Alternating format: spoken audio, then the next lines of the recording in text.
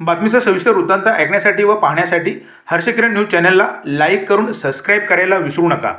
हर्षकिरण news बातमीपत्रात आपलं स्वागत आहे। जिल्हा परिषद पंचायत समिती निवडणुकीच्या प्रक्रियेत बोगस मतदान होऊ नये यासाठी तसेच कायदा आणि सुव्यवस्था अबाधित राहण्यासाठी शहापूर पोलीस स्टेशनचे वरिष्ठ पोलीस निरीक्षक यांची आसनगाव ग्रामपंचायतला भेट, निवडणूक प्रक्रियेत होणारे बोगस मतदानाची पडताळणी संबंधी तसेच भाडेकरूंची ग्रामपंचायत आणि मतदार यादीतील नोंद पडताळणीबाबत सरपंच उपसरपंच सोबत चर्चा। महाराष्ट्रातील अनेक शहरांमध्ये दिवसेंदिवस जी लोकसंख्येत वाढ होत आहे, परंतु ग्रामपंचायत, नगरपंचायत, महानगरपालिका क्षेत्रात राहत असलेले भाडेकरूंची कायदेशीर नोंद संबंधित विभागांकडे तसेच पोलीस प्रशासनाकडे होत नाही आणि निवडणूक दरम्यान बोगस मतदान केले जाते। त्यावेळी प्रशासनात आणि राजकीय नेत्यांमध्ये निवडणूक दरम्यान होणाऱ्या बोगस मतदान प्रक्रियेवर वादविवाद होण्यास सुरुवात होते। या सर्व गोष्टी टाळण्यासाठी शहापूर पोलीस स्टेशनचे वरिष्ठ पोलीस निरीक्षक मुकेश ढगे यांनी आसनगाव ग्रामपंचायत सरपंच रवीना कचरे, उपसरपंच राहुल चंदे तसेच सदस्यांशी चर्चा साधून कायदा आणि सुव्यवस्था अबाधित राहण्यासाठी तसेच भाडेकरूंची नोंद केल्याची माहिती पोलीस प्रशासनाला द्यावी यासंबंधी चर्चा करण्यात आली। त्या सदस्य भांगरे मॅडम, त्या सदस्य चंदे मॅडम, सदस्य भांगरे आणि संदीप भांगरे, बाकी कर्मचारी रमेश आहे, कर्मचारी आहे आपले चंदे आणि त्या अमिषा चंदे, हे पगारे सर आहेत आपले पवार सर चिंतामणी पार्कमध्ये, सावंत पार्क।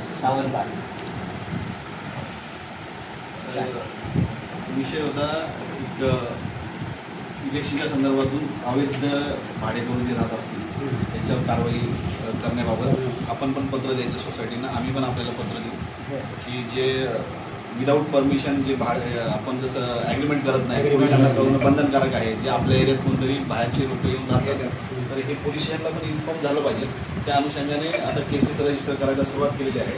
तर मॅक्झिमम आपण पण सोसायट्यांना पत्र देऊन त्याची जी भाडेकरू नोंदणी झाली पाहिजे, जी सोसायटीमध्ये पण झाली पाहिजे आणि पोलिसांना पण इन्फॉर्म केलं पाहिजे। त्या अनुषंगाने दुसरं परत सायबर अवेअरनेस पण आहे। सायबर अवेअरनेसचे पण त्या बाबतीत जे मोबाईलचा वापर आहे, जे नवीन प्रकारचे गुन्हे घडतात तर त्याच्यासाठी जे 1930 म्हणून हेल्पलाईन नंबर आहे, तर त्याबाबत पण सगळ्यांना सजग करणे की 1930 काही इकॉनॉमिक फ्रॉड झाला, ऑनलाईन इकॉनॉमिक फ्रॉड झाला किंवा कोणाचं अकाउंट हॅक झालं तर त्या 1930 कॉल करणे आणि ज्या येणाऱ्या ज्या निवडणुका आहेत त्या शांततेत पार पडतील, कुठलीही अफवा न पसरवता कुठलीही जी छोटी मोठी माहिती असेल ती पोलिसांना कळवणे आणि त्याबाबत अफवा न पसरवता निवडणुका आपल्याला शांततेत पार पडणे, कुठल्याही प्रकारचा गुन्हा न घडता त्या निवडणुका शांततेत पार पडतील याबाबत आम्ही प्रयत्नशील आहोत। आणि आपल्याला पण पोलिसांकडनं काही सहकार्य आवश्यक असेल, काही सूचना असतील तर त्या आपण सांगू शकतो। स्वतःला सेफ्टी बाळगतील आपल्या त्या चौकीमुळे, तेवढं बरेच वर्षापासून माहिती आहे। आणि पेट्रोलियम तर तुमची म्हणजे दररोजच असते। इव्हन रात्रीतून 1-2 फेऱ्या किंवा 1 फेरी तर असतेच संपूर्ण गावामध्ये, त्याचा काही प्रॉब्लेम नाही। फक्त पेट्रोलिंग कंटिन्युअसली असते। देवळाच्या इथे दर्ग्याजवळ आहे, मराठी शाळेजवळ आहे,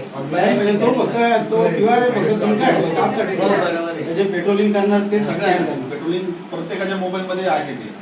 म्हणजे समजा मी या जागेवर जाऊन आलो तर ते लोकेशन पडतं सगळं टाइम साहेब मागणं वगैरे सगळीकडून